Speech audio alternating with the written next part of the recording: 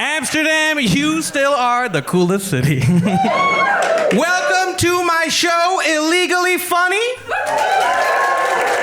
Some of you saw the last show. Real quick, as a reminder, I just did a show in 2019 called American Refugee, a show about how I got to help beat Donald Trump in court to save female refugees. How cool is that? Thank you. Yes, it did very well. And this is now the sequel.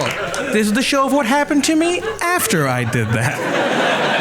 All right? Which means you are about to watch an hour of political comedy. Which means 50% of you are very excited. And unfortunately, you brought the other 50%.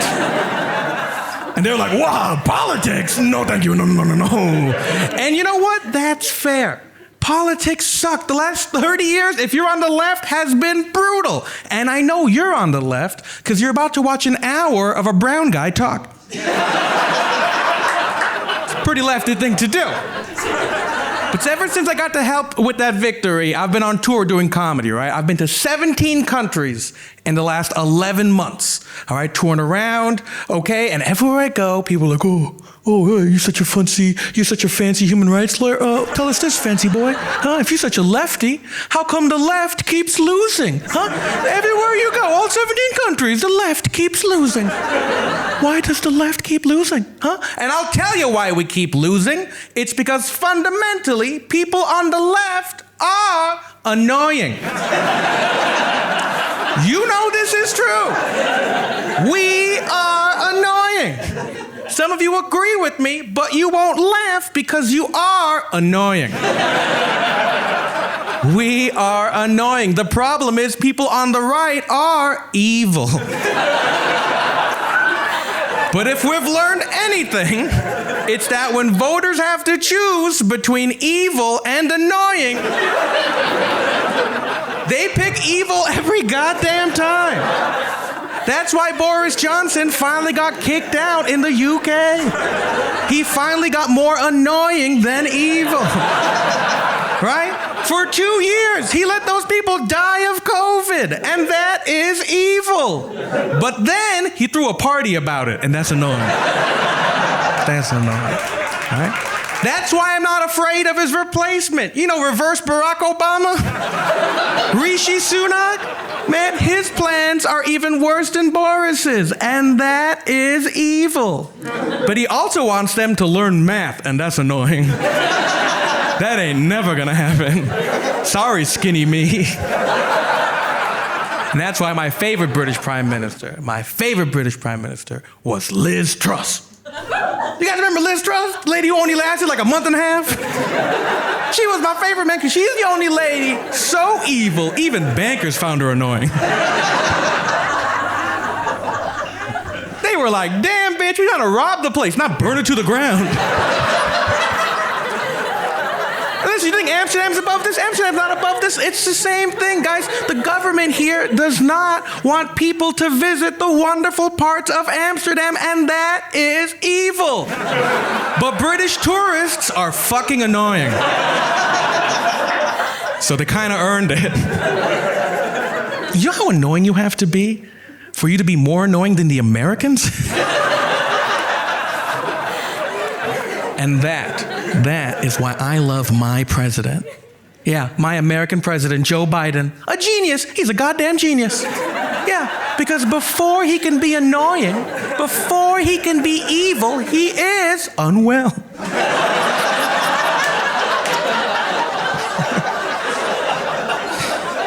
And it turns out nobody cares what he says because we're too nervous for how he said it. Because it turns out you cannot be annoying if you're not alive.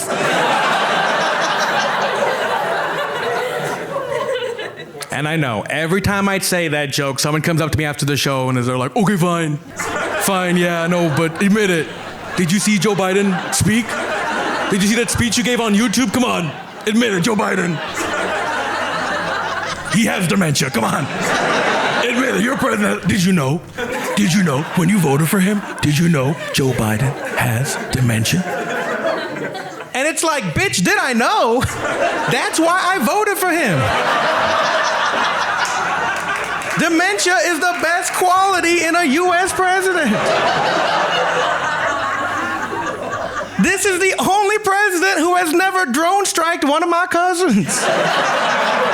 All right? He wants to. He just keeps forgetting.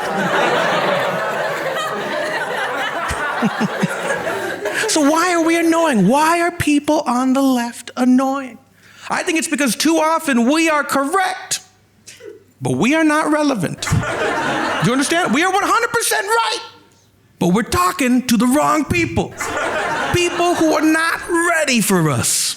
Right? Like, I'll give an example, right? I've been to 17 countries, and all of those countries, everyone on the left has united to say in one clear voice that trans women are women. And are they? Of fucking course they are. If you don't believe that, you are an idiot. But the problem is who we are debating. Because we are arguing that trans women are women, but the other side is arguing that women are not people.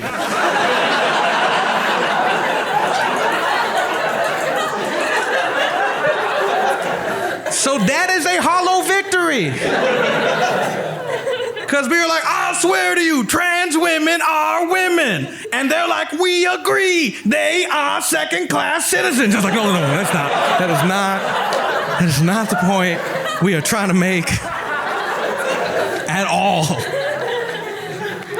So how do we learn how to be relevant, right? Often, we try to look for people to listen to, right? That's what happened to me. I did that show in 2019. I got to help take down the Trump administration in their court case, right? And people have been trying to listen to me. I've been on television, all right? Not like here, you know? Not like in the UK or America where I'd be helpful. Where was my first TV appearance? Spain. Which is tricky because I don't speak Spanish. Where was my second TV appearance? Austria. Which is even trickier because I don't speak whatever language. Also, Austria is a strange country because in 100 years, they got two celebrities. And it's Hitler and Arnold Schwarzenegger. And somehow, they picked the wrong one to call the Terminator.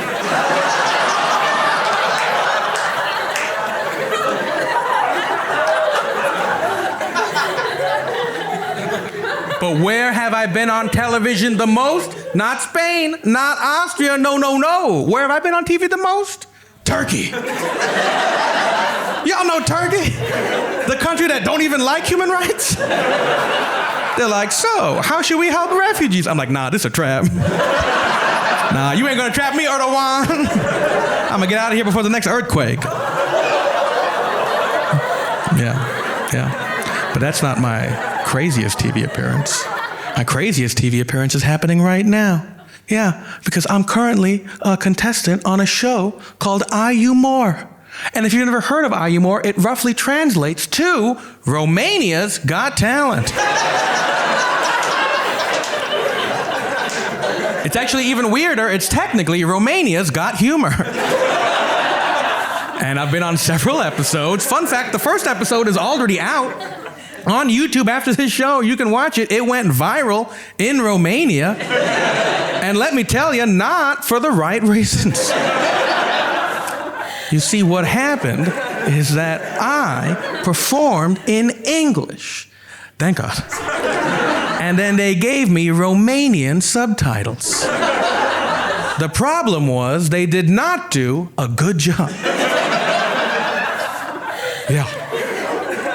Because I kept referring to myself as a brown guy, but they do not have a term for brown guy in Romania. So instead, what they used, this is real, was blackish.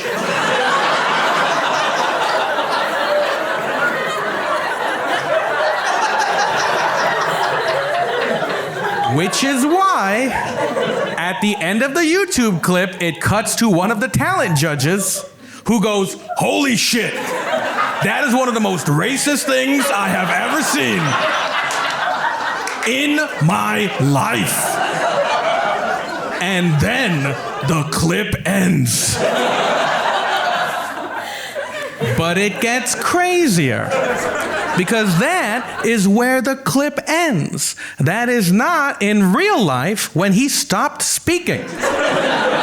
In real life, his full quote, this is real, his full quote was, "Holy shit, that is one of the most racist things I have ever seen in my life. And that makes you a bad boy." And I'm a bad boy too. Which is why next month I'm gonna be in the finals of Romania's Got Talent. Yeah, yeah, that's right. That's right. That's right. You looking at a top 10 talented Romanian. Also, I can't win, right? That would be so sad if I won. If they were like, and the winner of Romania's Got Talent is a chubby little Indian boy. That would be like if they eventually were like, and the winner of America's Got Talent is Vladimir Putin. He did it. He rigged another election. But the reason I bring this up is, like I'm saying, I've been on all these TV shows. People are trying to listen to me. And listen, outside of comedy, you should not listen to me. I am dumb. All right? And I know that's confusing because you find me funny and also look at me. Guys, look at me. I look like a genius. Are you kidding? Look at me. I'm chubby. I'm Indian. I normally have glasses. Holy shit. I look like I invented something. Right? I look like there's a podcast I do you don't want to hear. Right? Actually, I'm currently wearing a suit where I look like a divorced dad, but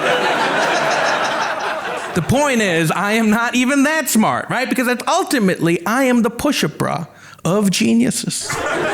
Because you take me home, the clothes come off, there's nothing there. All right? And that confuses people because they're like, but wait a second, aren't you a lawyer? And yes, I am a lawyer. Okay, that is true. That is why they made me dress like this today. All right, but you want to know why I went to law school? The only reason I went to law school is because my parents wanted me to be a doctor. And I wanted to be a comedian. And then we compromised.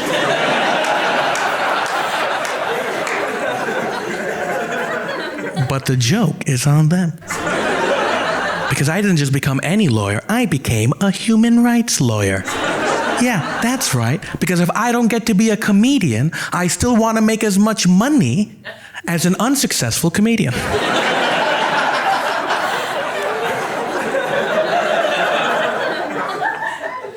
And yet, you are still in this audience giving me too much credit because I am also not a good humanitarian rights lawyer. And I can prove it. Like a lot of brown comics out there, I came to this continent on a 3-month visa. And that was 27 months ago. Which means I'm not just American. I'm not just a comedian. I'm also, boom, an illegal immigrant. Hey, who knew you could be all of those things? Especially an American illegal immigrant. I'm like a Trump voters Black Mirror episode. And that is how you know I am not good at my job. Do you know how bad you have to be at your job to become your own client?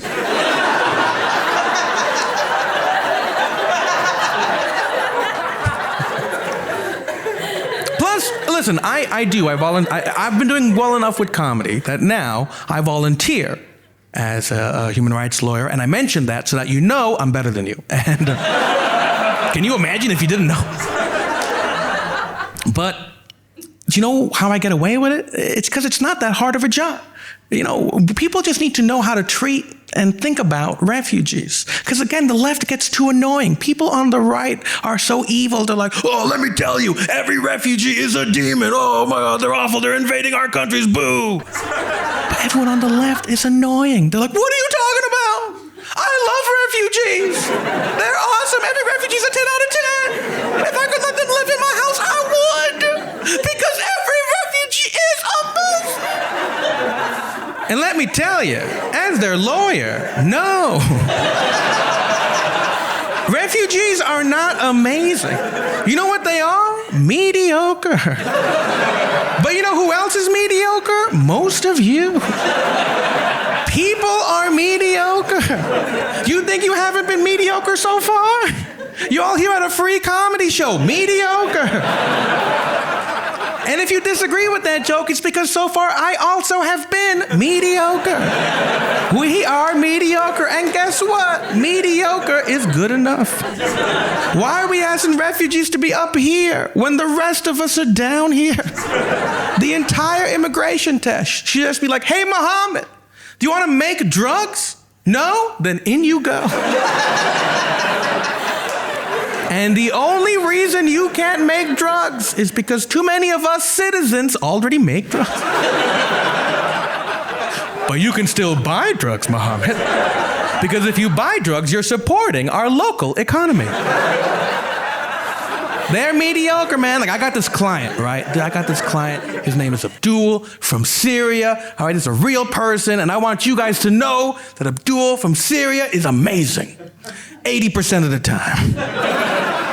But unfortunately, the other 20% of the time, Abdul is incredibly homophobic. All right, he is. He's like, oh, it's because it's cultural. I'm like, bitch, it's not cultural. I'm from that culture. Shut up. And my assistant is like freaking out about it, right? She's like, oh my God, he's homophobic. We gotta confront him. We gotta confront Abdul. And by that, I mean you. You gotta confront. And I'm like, me? This is a free job? That's a very serious conversation. I don't want to save his life twice for free. Abdul's very educated. How do you change his mind? How do you change an educated man's mind? I'll tell you how. Sneak attack. Yeah, you gotta sneak into his subconscious. You gotta illegally cross the borders of his mind. You gotta sneak down the barriers and get into his heart. That's what I do. That's how I do it. That's why, listen, I've been talking to Abdul. Every time I talk to him, I'm like, hey, Abdul! You ever notice all those dudes trying to kill you in Syria are straight?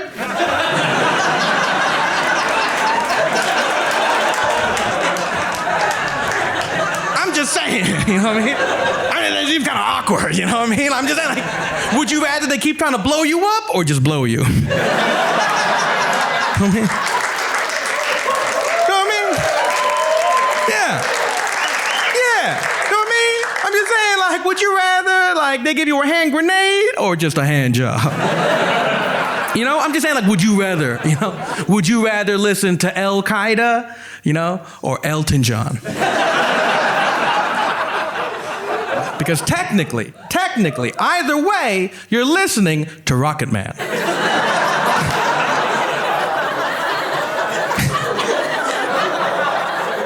And listen, for the record, I can give you this update. In 2023, Abdul, now, this is true, no longer homophobic. Yeah, right? But unfortunately, I was not the guy who successfully sneak attacked him. You know who actually changed Abdul's mind? Yeah, in 2022, Abdul started dating white women. And that did it. That changed him forever. Because it turns out every white woman under 40 has a gay friend they like more than you. And if you want to fuck Grace, you gotta like Will.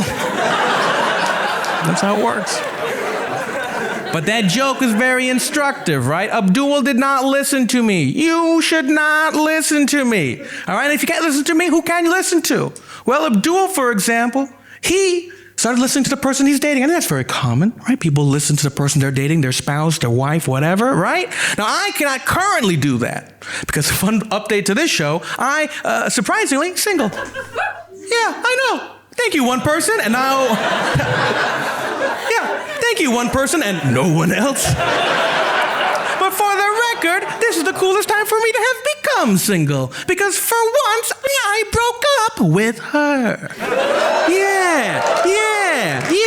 And by that, I mean it was mutual. And by that, I mean she broke up with me. Yeah. But also, listen, I'm not, this isn't one of those comedy shows. I'm not gonna suddenly, like, as a single guy, become like, oh, dating's so tough, oh, dating's so tough. Because guess what? I'm 34. Dating is fine. In fact, dating gets a lot easier in your 30s. And you know why? Because in your 30s, everyone just kind of gives up. Dating is tough in your 20s. Because in your 20s, you still believe in yourself. You know? You're walking around like, hey, you better be perfect. Because one day I'm gonna be perfect. And we need to be perfect together so we can be perfect on Instagram. Hashtag couple goals. But then you turn 30 and you're like, what? You own Netflix and Disney Plus. We fucking tonight. And we're gonna keep fucking until you give me your passwords. Then you turn 40 and you're like, what? Amazon Prime. That's free shipping. Bitch, we getting married. And you paying for it. Dating gets easier, man. The only thing is I get older. The only thing is I do like to listen. I like to listen to smart women. I like to date smart women, right? But as I get older, my only new rule is you gotta be age appropriate. I'm 34. I will never again date a woman in her 20s. No offense, too young for me, bro. Because the last time I was in Amsterdam, I matched with this girl named Joni, okay? Should I say her name? Too late. And Joni was wonderful, right? She was getting her master's degree in political science. She was gorgeous, she was amazing, but she was 26. And she was unfortunately a little too 26.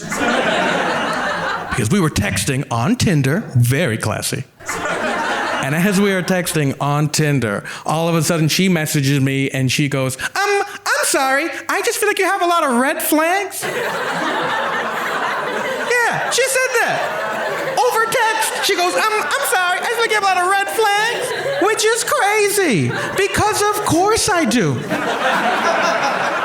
I'm a 34-year-old professional stand-up comedian. I am mostly red flags. But that is the difference between your 20s and your 30s. In your 20s, you learn how to look for red flags. In your 30s, you learn how to wave them.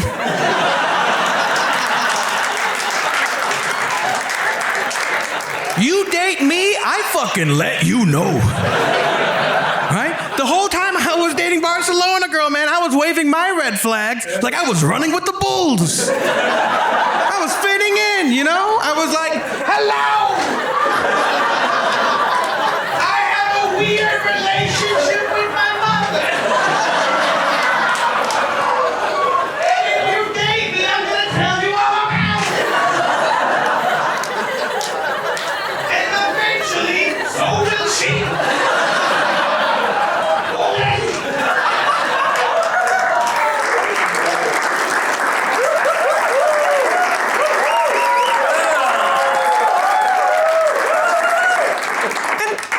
Also, just for the record, who tells someone they hate? You think, no one, you shouldn't tell someone they hate. You think I've never, okay, you think I've never dated someone with red flags before? You don't say that shit. You think, I'm 34.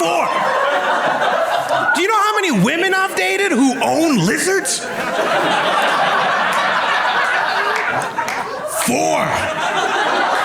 I've dated a Ninja Turtle amount of women who, when asked, are you a dog person or a cat person, Jessica went, iguana, wrong. Wrong answer, Jessica. Stop picking animals as cold-blooded as you were.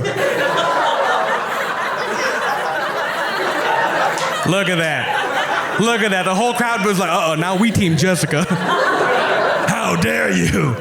Well, don't be. Because for the record, Jessica, in real life, had the biggest red flags of them all. Yeah. Barcelona lizard-owning Jessica in 2023 still does not want to get vaccinated. Yeah. But did I break up with her? Did I say that was a red flag? No. What did I do? I kept making out with her.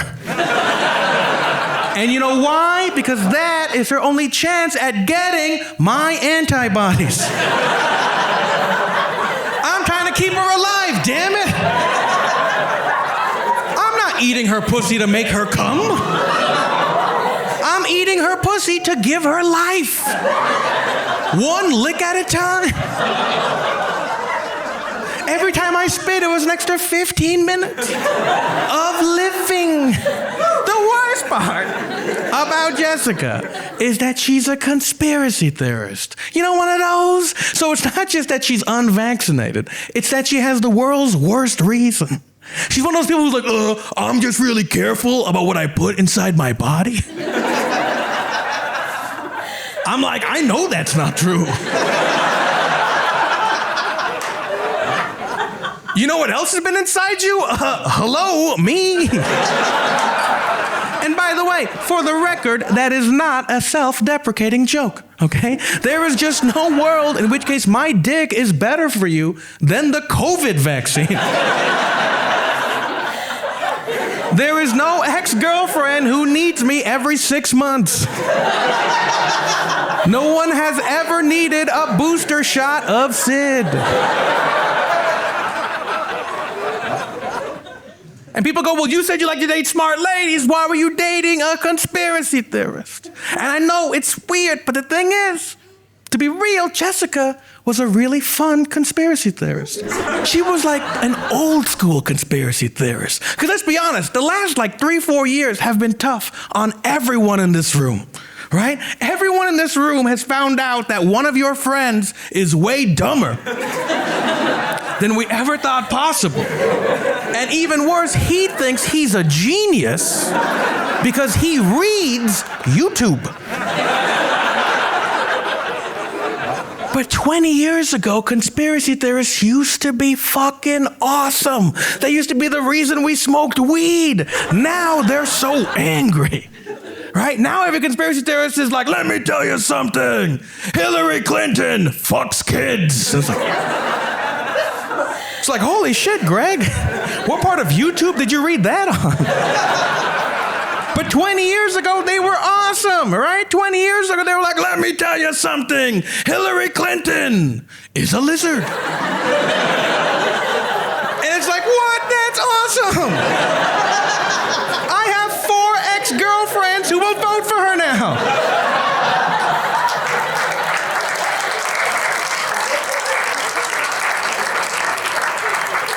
And if anything, the coolest part was dating Jessica taught me how to win a conversation with a conspiracy theorist. See, if you want to win a conversation, do not agree with them. Do not disagree with them. If you want to win, sneak attack. Force a compromise. Because they not ready for that shit. So the next time someone's like, let me tell you something. The earth is not round, it's flat. You'd be like, nah, dog, it's not round or flat, it's a cube. Half round, half flat. When someone goes, let me tell you something, all the world leaders are lizards. You go, nah, dog, some of the world leaders are lizards. But some lizard people got other jobs. Some lizard people are florists because lizards like flowers too. And then you walk up to them and you go, and then you walk away. Because you just won that conversation forever. If someone was like, let me tell you something, we ain't never been to the moon. You just go, nah, dog, you ain't never been to the moon. Me and my friend Jeff went last week.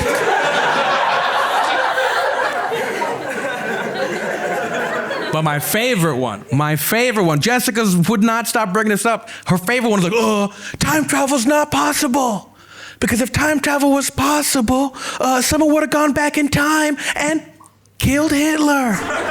And you just go, nah, dog, time travel is possible. But the guy who invented it likes Hitler. And if we're being honest, wouldn't that explain way more? If the reason things are so shit today is there's a Nazi time traveler? Like, remember 6 years ago when all those Nazis started getting elected? Remember that? With like Viktor Orban and Bolsonaro and Boris Johnson and Donald Trump? And everyone was like, holy shit, where did all these Nazis come from? And it's like, nah, dog, not where, when?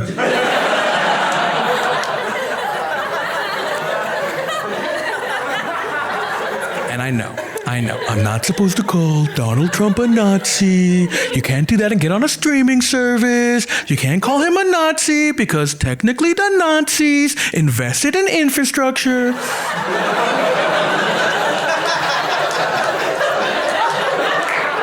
But like otherwise, pretty similar. But ultimately, my point being, you cannot listen to me. And sometimes you cannot listen to the person you're dating. They might be a conspiracy theorist, like Jessica was. So if you cannot listen to the person you're dating, if you can't listen to me, who can you listen to? At this point, a lot of people try to turn to their families to listen to the people who raised them. I cannot do that. Because recently on this tour, I went back to hang out with my father. Mistake. We were having dinner, and in the middle of dinner, he goes, you know, I was thinking about it. I don't believe in global warming. I was like, what? You don't believe in... Can't you just be racist? Can't you just be like all the other dads? And here's the worst part. Not only does my father not believe in global warming, but he is a scientist. Yeah. Which means not only does my father not believe in global warming, but I am not smart enough to win the argument. Because on his side is science, and on my side is still not science. I don't know science, right? Because I tried. The rest of that dinner, I tried to have the argument, but he kept bringing up science shit, you know? The whole time he was like, well, I don't know. I just feel like a lot of the data doesn't add up to the conclusions as proposed by the hypothesis. You know, science words. And I was on the other side like, oh yeah?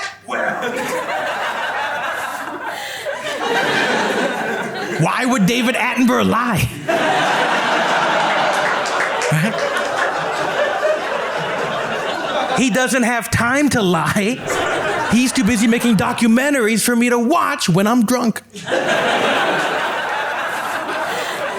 And listen, for the record, I believe in global warming. Okay, I do. I believe in global warming. Does that make me a hero? Yes. But if I'm being honest, I don't 100% believe in recycling.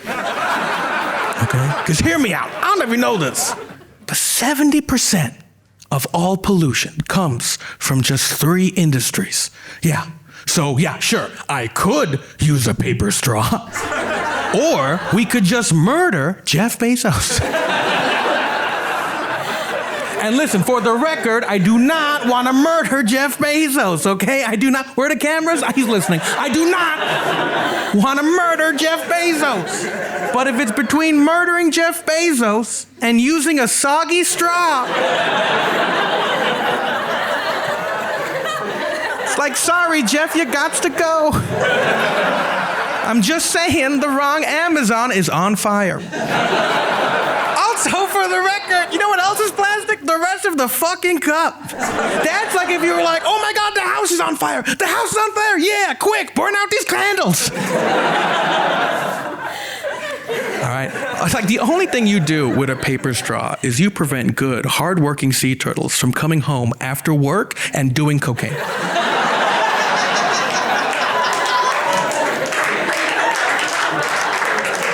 And that is the #1 way they get away from seagulls.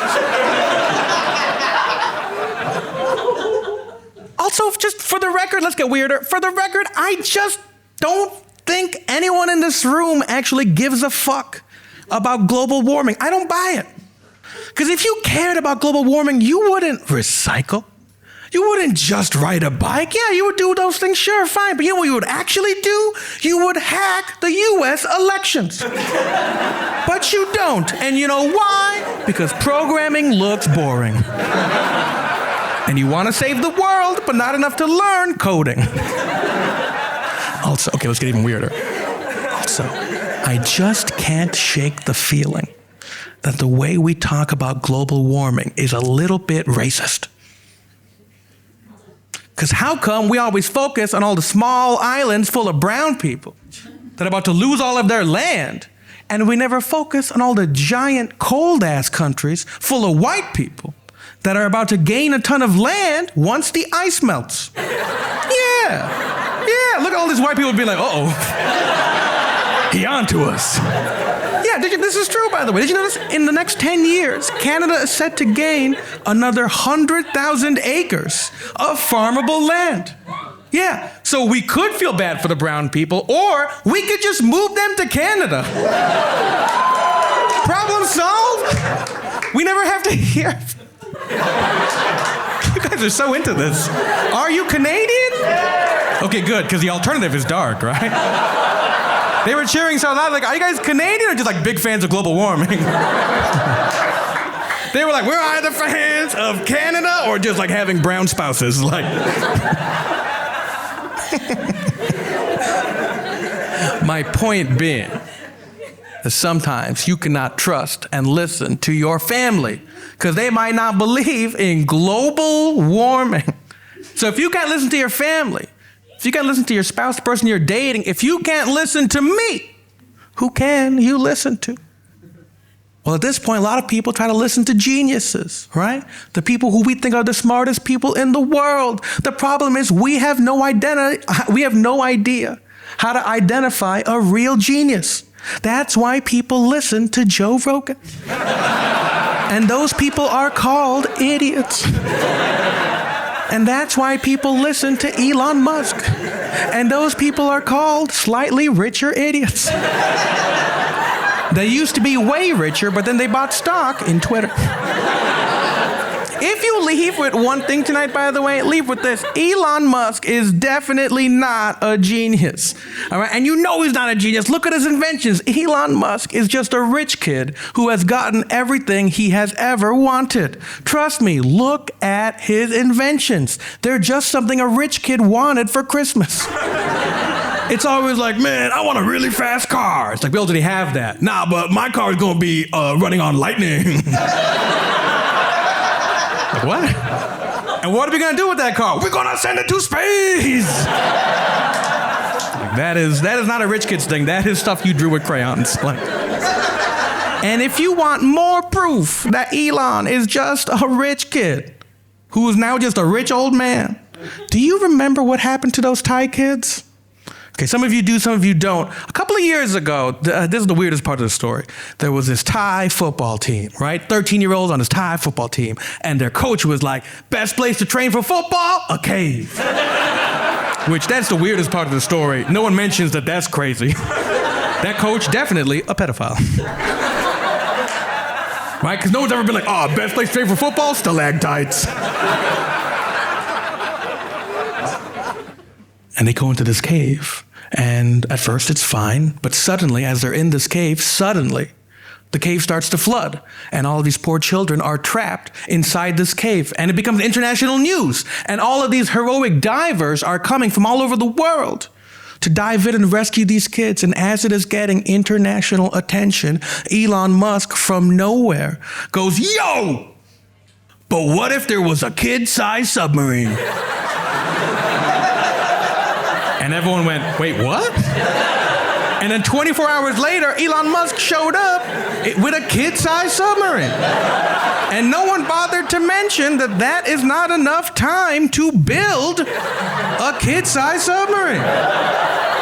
Which means that dude just owns a kid-sized submarine. I'm pretty pretty sure if you open that submarine, it said, "Happy birthday, Elon, 1988. He is not a genius. So who is a genius? I've actually mentioned a genius already. Because you know who was a genius? My father. You know the guy who doesn't believe in global warming? He is a real-life genius, and I can prove it by telling you the story of how my father came from India to America, a story that truly does prove that he is a genius. All right. You see, when my father was 16, 17, he was a gang member. All right.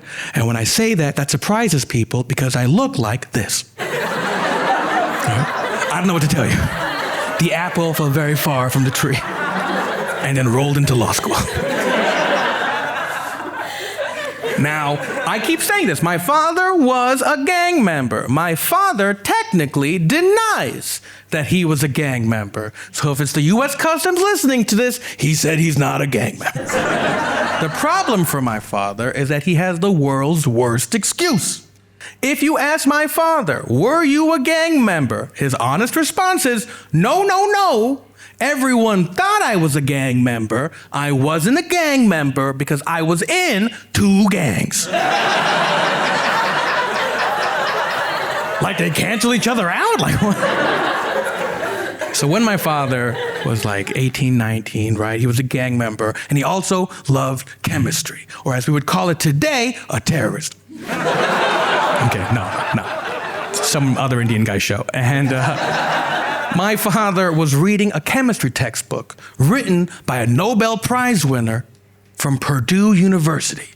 And my father, the gang member, spots what he thinks is a mistake. Which, first of all, the balls on him to read a textbook and be like, nah, don't think so. And so then my father writes him a letter that goes, hey, I'm sorry, but I think you're wrong. And even crazier, this Nobel Prize winner goes, holy shit, you are correct. Would you like a full scholarship to Purdue University? And my father has to turn it down. That's how broke he was. He couldn't accept a scholarship with the word full in it. He had to send money back home, right? Wasn't going to cut it. So instead of going to Purdue, he had to apply to get into India's top chemistry university, a school called IISc. And luckily for my father, the year he applied, very few people applied. But unfortunately, this is India, which means 100,000 people still apply. And out of 100,000 people, my father finished first. Yeah, but even crazier, he didn't find out for weeks.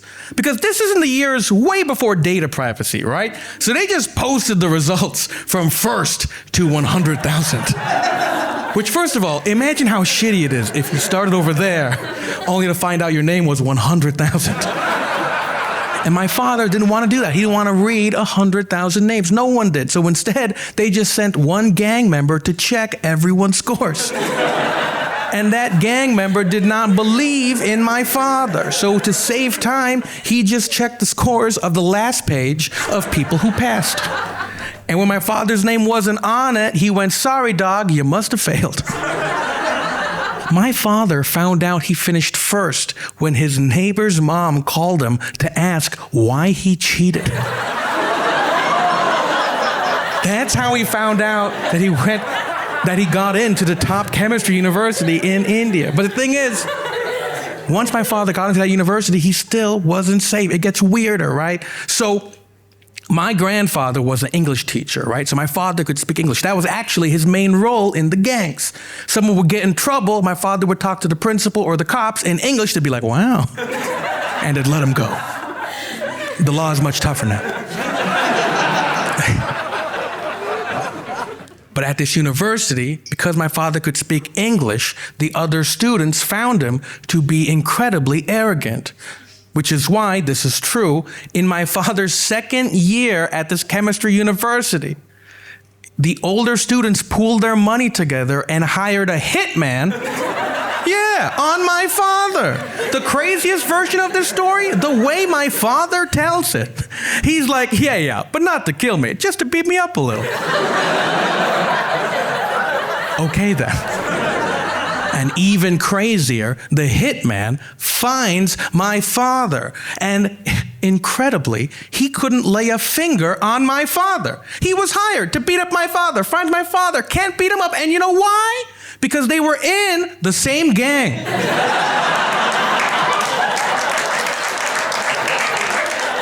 And that is honestly how my father survived university. Right? Then he got his PhD from the same place, right? But that's still not how he got into America. Then he applied to Columbia University. And he got a full scholarship to get his postdoctorate at Columbia University in New York, but he still didn't have the money to get to America. So at this point, with a full scholarship, he went to the local prince. That is how old this story is. At a certain point, it sounds like Lord of the Rings. And even crazier, my father gets an appointment with the local prince, but the prince wants nothing to do with my father. So to fuck with him, the prince starts asking him riddles, which again sounds like Lord of the Rings. And even crazier, my father, Bilbo Baggins, did. He answered all of the riddles correctly. And he impressed the prince so much that he got to buy a ticket to go to America. That is the story of how my father came to America with just $25 in his pocket. My father is a genius.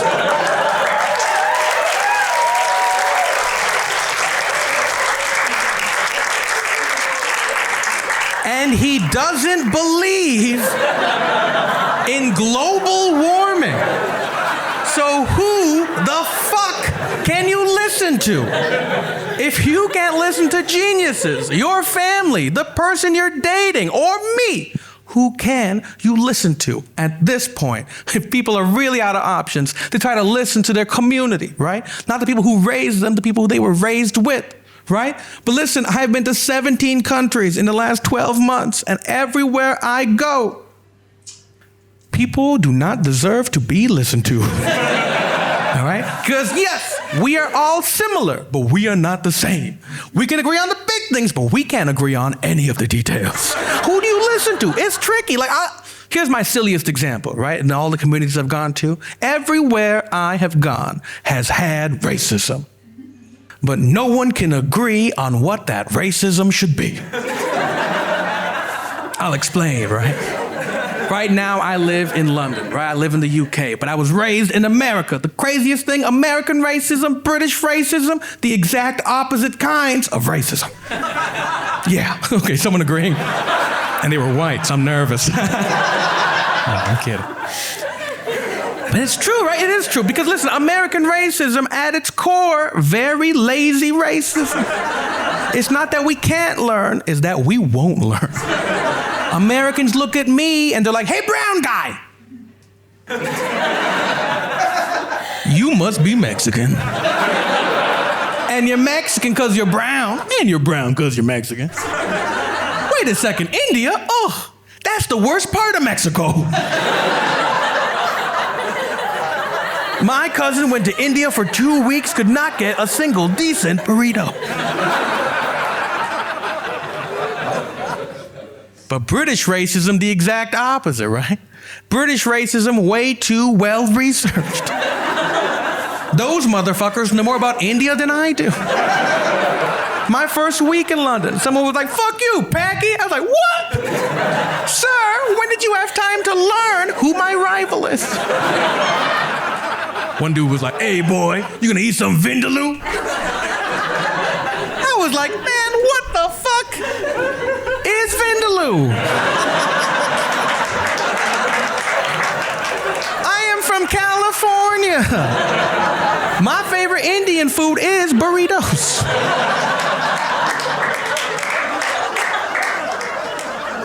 But the rest of Europe, oh, y'all got racism. But it's even weirder, man. 'Cause I think I think the problem often is because everywhere I go, everyone's like, oh, Americans are so dumb. Oh, Americans are so dumb. And guess what?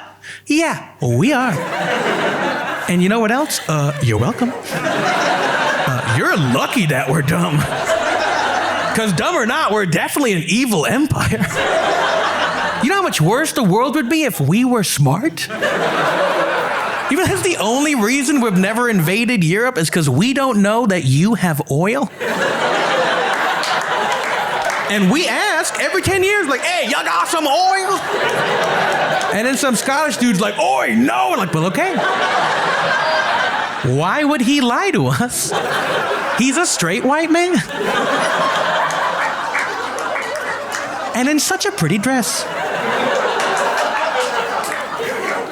But here's the thing, right? Y'all love calling us dumb, but y'all never realize exactly how dumb we are. And it affects your racism.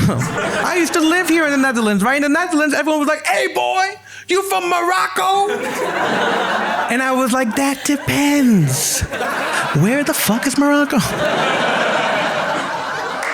And then I went to France, right? And they were like, hey, boy, you from Algeria? And I was like, sorry, no, Morocco. And then I went to Romania. And they had racism, but it was even more confusing. Because the whole time I was there, they were like, oh, you American? Thank God. And I got defensive, right? I was like, why? Because you thought I was Indian? They were like, no, gypsy. I'm like, what? What? But that's not the craziest racism. The craziest racism I ever faced was in Malta. Y'all ever heard of Malta? I hadn't. You know the island next to Italy that isn't Sicily, Malta?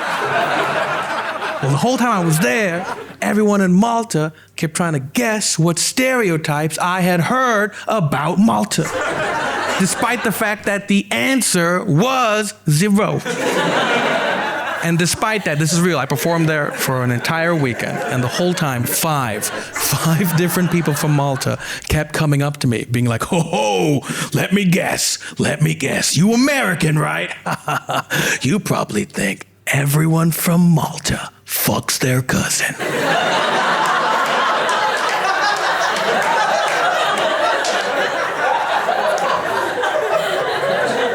I was like, what? I mean, I do now. Now I do. You're the 5th person to tell me that. At this point, I think you're just asking if I'm your cousin. But it gets weirder. Because the whole time I was in Malta after my shows, I met these 2 Eastern European women after the show, right? And they came up to me and they were like, oh my God, you were so funny. Would you? And they did that hand motion. Like they were car washing my face. Like they were doing the world's shittiest DNA test. They were like, would you like to come with us and go salsa dancing? Yeah. And I was like, okay. They think I'm Latino. But I think they're hot. So yes, I would love to go salsa dancing.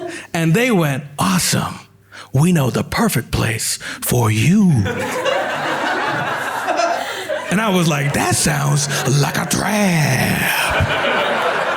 And it gets weirder because it turns out the perfect place to take me in Malta to go salsa dancing by 2 Eastern European women was a Native American bar. Yeah, which means close your eyes and imagine racism. Those were the decorations. But the whole time I was like, okay. So they know I'm Indian, just the wrong kind.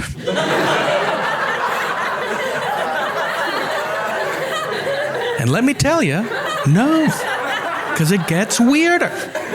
Because as I am salsa dancing in a Native American bar in Malta with 2 Eastern European women, they revealed that the whole time they looked at this face and thought that I was Chinese.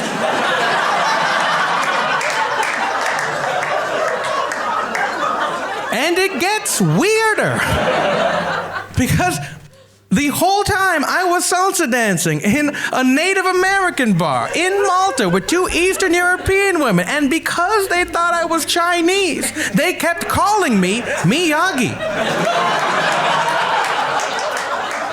Who is one, imaginary, and two, fucking Japanese. So what I'm trying to say is that is not racism. That shit is weird. Like, that is not racism. That is Sudoku and then racism. And I can say that because I'm Miyagi. But if anything, all of this traveling has made me a weirder person too. It's made me a little bit of a conspiracy theorist when it comes to race. So, Amsterdam, can I get weird with you guys? Yeah? Okay.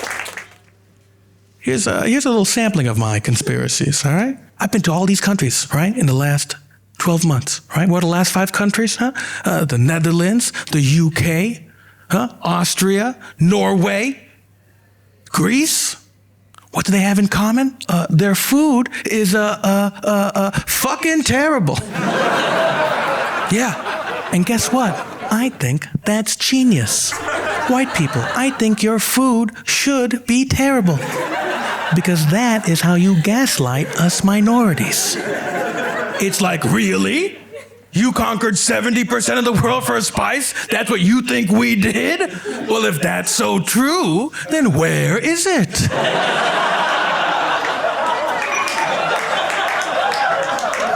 Not in our food, no. Now eat this bread and cheese and shut the fuck up. And by the way, if there are any Spanish people, your food sucks too. Yeah. You know what they call bland biryani? Paella. Okay, you guys handled that well. Let me get real weird with you guys. Here's my weirdest conspiracy, okay? I think racism is bad.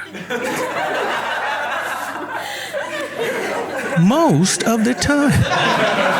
Because I was thinking about it, right? I'm an Indian guy, but I was born and raised in India, and I met a Pakistani guy. I'd be like, hey man, fuck Pakistan. And he'd be like, oh yeah? Well, fuck India. But instead, we live in the West, where some racist guy is like, hey man, fuck both of you. Y'all look alike. And then we would look at each other for the first time and be like, wait a second. Yeah. I mean, do we actually look alike? No, but compared to that racist, we're fucking twins. And that is the power of racism. It brings us all together.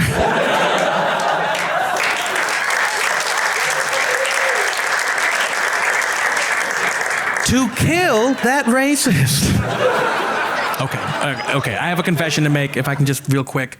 The reason I wrote that joke is because before I was dating Jessica, I was dating a very different woman, all right, that made me want to write a joke about racism. Let me explain. I was a brown man from California, and Melissa was a white woman from Alabama. And I loved her. But the problem was we broke up because we had to break up. And the reason we broke up is because there was racism in the relationship. Of course there was. Brown man from California, white woman from Alabama, of course there was racism in the relationship. The problem was it was coming from me. Because she never looked down on me for being brown. But I always looked down on her from being from fucking Alabama. You didn't respect Alabama? Not a goddamn chance. The whole time we were dating, I was like, oh my God, Melissa, isn't it so crazy for you that this bar has running water? Isn't it weird that we're dating, but we are not cousins?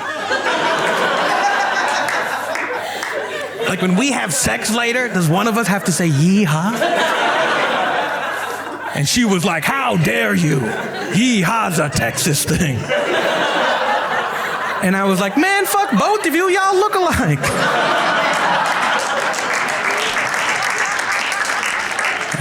Anyway, update, I miss her. But my point, of course, being that sometimes you can't listen to the people you were raised with, right? They'd be crazy. Even me, I became crazy. I got all these jokes and conspiracies about racism. Who can you listen to? If you can't listen to your communities, to geniuses, to your family, to their spouse, to me, who can you listen to in this crazy-ass world? And what about the things that are obvious? Because let's be honest here. You actually don't have to listen to anyone most of the time, right? Because some shit is fucking obvious. And you've proven that in this show by what you've laughed at. Some shit has been obvious. You haven't waited. You knew, right? Like, is my dad a genius? Yes. Is he weird as hell? Yes. Should Jessica get vaccinated? Yes. Will she? No. Are progressives annoying? Yes. Are conservatives evil? Yes. Some things are obvious. Am I gonna win Romania's Got Talent?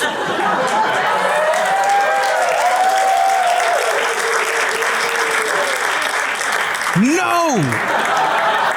Because in fact, I finished 11th. Again, out of 10. But that's a story for another show. Because right now I want to focus on the fact that some things are obvious. All right? You know this in your hearts, and my audiences have proven it before. You see, I mentioned this at the start of the show, right? In 2019, I wrote a show called American Refugee, and that was about how I got to help the Center for Gender and Refugee Studies take the Trump administration all the way up to the Fifth Circuit, one level below the Supreme Court, in order to protect female victims of domestic violence. All right? And in 2019, we won. But what I didn't mention is that as I was touring that show, the Trump administration appealed our victory, right? And took us all the way to the Supreme Court. And I don't know if you've heard of the US Supreme Court, but it's full of cunts. Actually, it's even weirder. It's full of 6 cunts and like 3 very smart women. It's strange. And we are a very small organization. I'm not even officially part of it. I'm just a volunteer who was like, that's crazy, I should help. And so I did. Going up against the US government. They're an organization so large, they literally print money. And we were going all the way up to the Supreme Court. And guess what? A year ago, we won again. But don't cheer for me, I didn't do shit. I'm a comedian giving shows. You know how we were able to afford going up to the Supreme Court? You know who helped pay for it? My comedy audiences. They weren't all of it, but the people coming to my shows would donate after the shows. Yeah, 50% would go to the Center for Gender and Refugee Studies. And the other 50% would go to drugs. And I don't do drugs, so I would just give them to kids. But that money, along with other donors, added up. And once we got into the Supreme Court, even in front of the 6th of the most difficult people ever, we were able to win. And you know why? Because our argument was obvious. There was no argument against us. Everyone has this idea of lawyers, right? That they wear suits, that they, go on and give this big fancy speech. That is not our speech. Do you know what Karen Masalo and the rest of Center for the Gender and Refugee Studies, you know what their argument was in front of the Fifth Circuit and then the Supreme Court? It was follow the law. That's it. And that was the winning argument. You know why? Because the Supreme Court is conservative. But if they don't follow the law, even they know that's annoying. And I know. There are a lot of Europeans in this audience. That tends to happen when you perform in Amsterdam. And a lot of you are like, okay, dog. Congrats, you helped in America. What does that have to do with us, with Europe? Well, every time America screws up, the rest of the world follows. A lot of times, we are the prequel. And just like the Phantom Menace, we are hot garbage. Right now in the UK, they are trying to do this new program right? Called it's a Rwanda program. Basically means that every time you come to the UK to apply for asylum, you have to go apply for it in Rwanda. The scariest part is that that is not the UK's idea. It's America's idea. But they just crossed out the word Mexico and wrote Rwanda. Because the politicians in the UK hate refugees, and that is evil. But they're also uncreative, and that's annoying. Fight back. It's the same thing here in the Netherlands. In the Netherlands, in every part of the EU, you are letting Italian border guards who are not working that hard check on your refugees, and they are denying a lot of claims that deserve to be seen. It's the same thing in America. Right now, if you donate to us, if you donate to the organizations that are fighting back, half of it is going to go to fixing an app. That's how obvious it is. The argument we're saying is, hey, the app you use should work. That's it. That is the entire argument. It is obvious. That's why you need to stand up. Listen, this is a comedy show. Okay? I am not gonna change your minds. Comedy does not have the power to change anyone's minds. And even if it did, my comedy still doesn't have the power to change anyone's minds. But it can remind you what is obvious. It can remind you what you already know you need to do. Because every time we fight, we win. And I know people are like, but who am I? I'm a nobody. Neither am I. I've been mentioning the Center for Gender and Refugee Studies this whole time. I have never been a part of them. Their head of them was my law school professor. I'm a comedian. But I did my part. And now it's time for you to do yours. Because every time we do, we win. Every time we shine light on any one of these fucking issues, politicians are reminded what is obvious. Don't let them go. Everyone in power wants to let them do what is easy. You need to remind them to do what is obvious, what is right. Because every time you do, we win. So let's go win. Thank you guys. I'm Sid Singh.